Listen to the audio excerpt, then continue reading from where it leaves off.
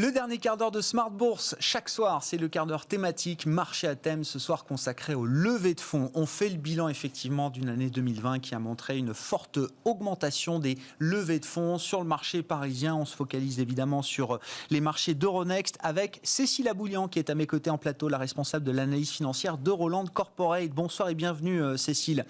Effectivement, vous venez avec des données que vous avez compilées vous-même sur ce que j'ai appelé le boom des levées de fonds. Alors on regarde l'année 2020, on observe évidemment ce qui se passe sur le début de cette année 2021.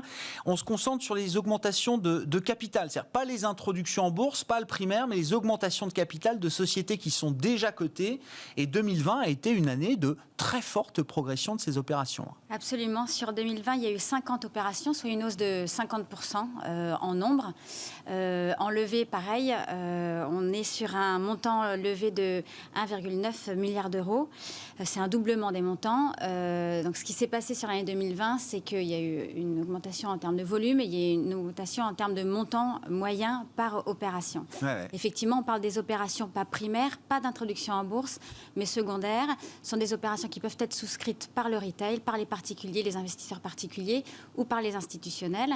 Et on a deux grandes catégories d'augmentation de capital, de levée de fonds. Il y a les augmentations de capital avec DPS, auxquelles tous les actionnaires... Droit préférentiel de souscription, voilà. C'est ça? Oui, exactement, auxquels tous les actionnaires peuvent souscrire. Et il y a des placements privés qui sont souscrits par des institutionnels et qui sont réservés à tous les institutionnels, mais qui ne sont pas souscrits par tous les actionnaires de la société. Est-ce que justement, à travers ces deux grands types d'opérations, là, est-ce que l'année 2020 a été une année particulière en termes d'équilibre entre les placements privés et les placements ouverts à tous, pour dire les choses simplement, Cécile?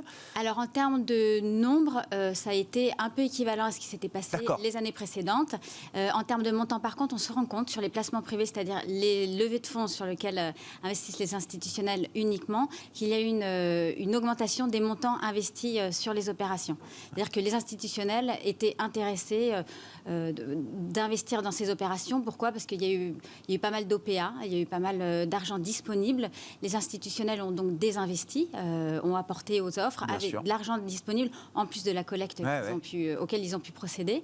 Donc, il y avait de l'argent à investir aussi bien en primaire que dans le secondaire. Ouais. Bon, 50% de hausse des opérations et des montants levés en 2020 sur ces levées de fonds, ces augmentations de capital. Sur quel rythme commence l'année 2021, Cécile? Alors, l'année 2021 est soutenue. Il y a 11 opérations. C'est un doublement des opérations en termes de nombre. Donc, sur les 2 premiers mois, j'imagine, c'est ça? Sur les 2 premiers mois, exactement. Et en termes de montant, on passe de 50 millions d'euros à 300 millions d'euros. D'accord.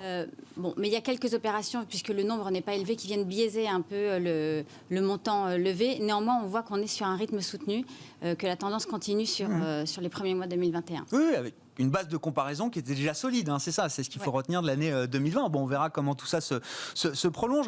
Quels sont les objectifs poursuivis par les sociétés qui mènent ces levées de fonds, qui réalisent ces augmentations de capital, Cécile? Là aussi, vous avez des éléments intéressants, vous avez pu compiler justement les raisons et les objectifs poursuivis, encore une fois, par ces sociétés lors de ces levées de fonds. Exactement, on a fait un travail de relecture des communiqués de presse des sociétés lorsqu'elles font ces augmentations de capital. Alors, il y a ce qui est écrit, et puis il y a ce qui n'est pas écrit. Nous, on s'est attardé à regarder ce qui était écrit, en tout cas. Et dans les raisons invoquées par les sociétés pour les levées de fonds, il y a, et ça revient de la même façon que les années précédentes, la volonté de se développer d'un point de vue commercial, d'un point de vue stratégique, de lever des fonds pour accélérer, prendre des parts de marché. Ça a été le cas pour 40% des entreprises. Et c'est à peu près équivalent à ce qu'on peut voir dans les années précédentes. On peut citer comme exemple, il y en a plusieurs, mais par exemple Dontnod qui a levé 50 millions d'euros, qui est une petite société éditrice de jeux vidéo, qui fait environ 15 millions d'euros de chiffre d'affaires, qui est rentable, qui a de la trésorerie nette et qui est sur un marché porteur et qui a voulu donc lever des fonds pour accélérer sur l'internalisation des jeux édités en propre alors qu'il les développait. C'est une façon d'internaliser de la marge. Ah, bien sûr. Bon, voilà, il y a d'autres exemples. Il y a le groupe Réalité qui est un promoteur immobilier également, qui a besoin de façon intrinsèque de lever des fonds, soit par dette, soit par augmentation de capital. Et voilà, c'était un exemple aussi sur l'année 2020 de cette raison-là, de lever pour qui reste donc la raison principale pour laquelle les entreprises lèvent de l'argent en bourse. Financer la croissance, c'est ça. Oui, absolument. Bon, qu'est-ce qu'on trouve d'autre comme objectif? Ça, c'est, vous dites, 40% des levées de fonds, 40% des entreprises qui réalisent des levées de fonds le font dans ce but-là. Oui, exactement. La seconde raison qui est invoquée, c'est en 30% des cas, c'est la nécessité de consolider le bilan. Parce que c'est vrai qu'on vient lever des fonds, des capitaux propres, lorsque souvent on ne peut plus lever de dette. Donc quand on ne peut plus lever de dette, ça veut dire qu'on est parfois en risque d'un point de vue bilanciel. Et donc là, c'est 30% des sociétés qui disent cette raison de façon plutôt ouverte. Et cette année, on peut noter par exemple Europcar, qui a fait une augmentation de capital. Ce sont des sujets dont on a parlé, une augmentation de capital de 50 millions d'euros dans le cadre de sa restructuration. Il y a d'autres sujets un peu emblématiques comme Marie Brizard. Europcar, pour ces boîtes-là, ça s'est passé comment justement, l'augmentation de capital pour Europcar? C'est intéressant. C'est une augmentation de capital avec maintien de DPS, donc tout le monde pouvait participer. L'idée, c'était de pouvoir donner les moyens à Europcar. C'était dans le cadre d'une restructuration de sa dette également. Donc c'était lui donner les moyens de rembourser un peu sa dette et puis de développer de nouveaux axes. Parce qu'en 2020, donc c'était 30% de chiffre d'affaires en moins, c'était 70 millions de résultats nets négatifs. Donc il fallait trouver des moyens pour, lorsque cette économie-là de location de voitures va repartir, pouvoir repartir avec. Vous citiez Marie Brizard aussi dans les spiritueux. Marie Brizard, qui a fait la plus grosse levée de fonds depuis le début de l'année avec 100 millions d'euros. Alors Marie Brizard, c'est une société qui était pas en croissance, qui n'était pas rentable. Et le Covid lui a posé des difficultés supplémentaires, bien sûr, avec la distribution qui s'est arrêtée, la distribution physique. C'est une société qui est positionnée sur beaucoup de produits d'entrée de gamme. Il y a beaucoup de compétition sur ces produits-là. Société endettée, donc il faut recapitaliser pour redonner du fuel à la société, éventuellement pouvoir se réendetter après. Voilà, il y en a eu d'autres. Il y a eu Solocal aussi, qui a maintenant complètement arrêté ses annuaires papier, qui est que sur le digital, mais qui a des fonds propres négatifs, donc qu'il a fallu recapitaliser à nouveau. On parle de décotes importantes pour ces opérations de levée de fonds bilancielles, entre guillemets. On parle, pour les augmentations de capital avec DPS plus élevées que pour les institutionnels, elles sont autour de 20%, donc c'est intéressant de rentrer pour les dossiers dans lesquels on a confiance, c'est intéressant de rentrer dans ces opérations, dans le cadre de ces opérations-là. Bon, financer la croissance, consolider le bilan, j'allais dire, c'est des raisons assez traditionnelles pour lever des capitaux via les marchés boursiers.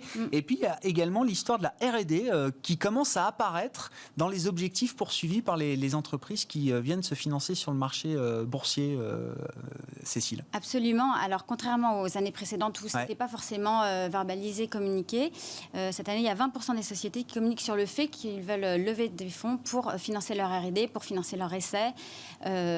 Et pourquoi? Parce que une bonne partie des sociétés qui ont levé de l'argent sont des biotech. C'était 40% des sociétés en 2020, c'était 20% en 2019, et c'est 50% sur ce début d'année 2021. Donc ces sociétés-là, alors qu'elles pouvaient communiquer éventuellement sur quelque chose de plus flou, comme la continuité de l'activité, parce que ces biotech ont besoin d'argent, ce sont des sociétés qui ne font pas de chiffre d'affaires, qui ont des frais de recherche. Là, l'inscrivait... noir sur blanc. Et puis, il faut rappeler aussi que les biotech, c'est un des secteurs qui a le mieux performé sur l'année 2020. Et c'est une façon de capitaliser sur la performance des cours que de faire des augmentations de capital sur des niveaux élevés de valorisation. Ça permet de moins diluer les actionnaires. Ça permet ce genre de choses. Et en même temps, d'avoir les moyens de financer les essais et la R&D. Oui, bien sûr, des biotech qui se sont bien financées depuis 2020 et ça semble continuer donc sur ce début d'année 2021. On fera le point, on essaiera de faire un point régulier sur ces levées de fonds avec vous tout au long de cette année. Ça démarre très très fort, vous le disiez, après déjà une année 2020 qui a été une année exceptionnelle, en tout cas très importante en matière de levée de fonds avec une augmentation des opérations de 50% et des fonds levés également qui ont augmenté de 50% l'an dernier sur le marché d'Euronext. Merci beaucoup Cécile, merci d'être venue nous voir ce soir dans le quart d'heure thématique de Smart Bourse Marché à thème. Cécile Aboulian qui était avec nous en plateau, la responsable de l'analyse financière d'Euroland Corporate. Ainsi se termine Smart Bourse pour ce soir. On se retrouve demain en direct à 12h30 sur Bismart.